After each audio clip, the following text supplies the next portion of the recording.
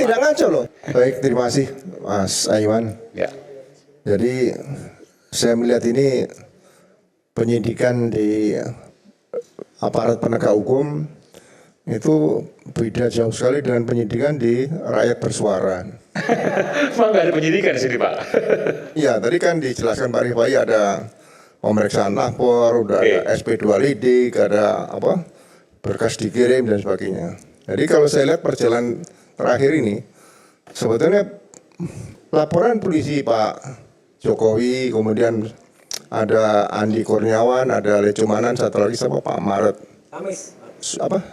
Siapa? Saya lupa. Terakhir 4 ya? Maret Sweken. Oh iya. Second ya. Second. Nah, Sama Sweken. Ya. dengan terbitnya SP3, baik yang pertama Pak Egy Sujana dan Merul Bisantre Pak Rismon, ya kan. Kalau kita baca pasal 79 sampai 84 saja, perkara ini sudah ditutup, case close. Nggak bisa dibicarakan lagi. Karena? Nah, KUHP yang baru bicaranya seperti itu. Seperti apa? Kalau sudah ada kesepakatan semua pihak yang ditandatangani oleh pelapor, terlapornya ada berapa? 8. Bukan 1, bukan 2, bukan 3. Kemudian penyidik juga sudah tanda tangan, syukur-syukur ada penyelidik tanda tangan.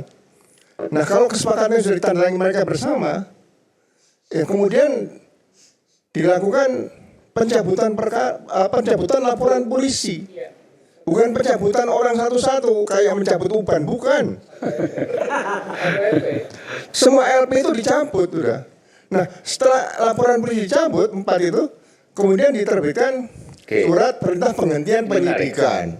Mungkinkah ini yang kemudian bolak-balik jaksa ke penyidik? Bahwa tidak akan pernah P21 karena seharusnya semua ini sudah selesai. Nah, dengan KUHP baru ini, kalau kita bicara pasal 361 huruf A, pada proses penyidikan dan penuntutan, ya perkara yang sudah terjadi sebelum hukum acara pidana itu diterbitkan, dilahirkan, itu menggunakan hukum acara pidana Undang-Undang 881. Nah sekarang RJ ini kalau kita mau bongkar nih, restoratif justice di Undang-Undang 881 diatur nggak? Nggak ada. Gimana mengatakan ini penyidikannya sah di situ? Katanya ada peraturan kepolisian mungkin nomor 8 tahun 2022 misalnya. Ada peraturan kepolisian nomor 6 tahun 2019 misalnya. Tapi bertentangan dengan hukum acara pidana yang baru. Jadi ini perkara ini kalau saya bilang ruwetnya sampai 5 kali kayak Pancasila, ruwet, bukan 3 kali. Artinya memang ini kasusnya sulit untuk diteruskan. Ini case close sudah. Kalau jaksa bisa menerima, berarti nanti pihak penuntut umum melanggar KUHP. Apakah Kejaksaan Agung atau Kejaksaan Tinggi DKI Jakarta mau melanggar KUHP juga? Ya kan? Apakah nanti pengadilan yang sudah dimintakan hari ke-10 setelah ada permintaan maaf tadi, kan 10 hari itu, 7 hari plus 3 hari. Nah, dimintakan penetapan pengadilan. Apakah perkara bisa disidangkan di pengadilan? Sudah ditetapkan penetapan pengadilan, perkara tidak bisa lanjut pasti. Jaksa juga tidak bisa menuntut. Jadi ini perkara ini memang benar-benar sulit kalau dikatakan mau dilanjutkan seperti Pak Rifai tadi katakan ini berkas dikirim lagi. Jadi gini, sederhananya begini, ada satu LP dengan 13. 12 terlapor, 8 salah satu terlapornya ada di sini. Ada satu LP laporan dengan 12 terlapor yang kemudian jadi tersangka semua ya. Ya oke, termasuk Bung Rizal juga, Mas Roy dan seterusnya. Kalau ada satu yang di RJ, maka semua LP ini batal. Kurang lebih gitu ya. Seharusnya seperti itu karena sama perbuatan peristiwa pidana, Mas. Pasal 310, 311 itu tidak bisa ditersangkakan kepada 8 atau lebih dari 8 tersangkanya. Perkalian 1 lawan 1 aja di KUHP pasalnya ada sendiri. Pengeroyokan juga ada sendiri pasal 170. Tidak bisa dikenakan 351, 352, 353, tidak bisa. Yungto saya tidak akan bicara mundur jauh ke depan, tapi dengan RJ ini sebetulnya perkara ini sudah ditutup masalah pencemaran nama baik dan fitnah. Nggak bisa maju lagi.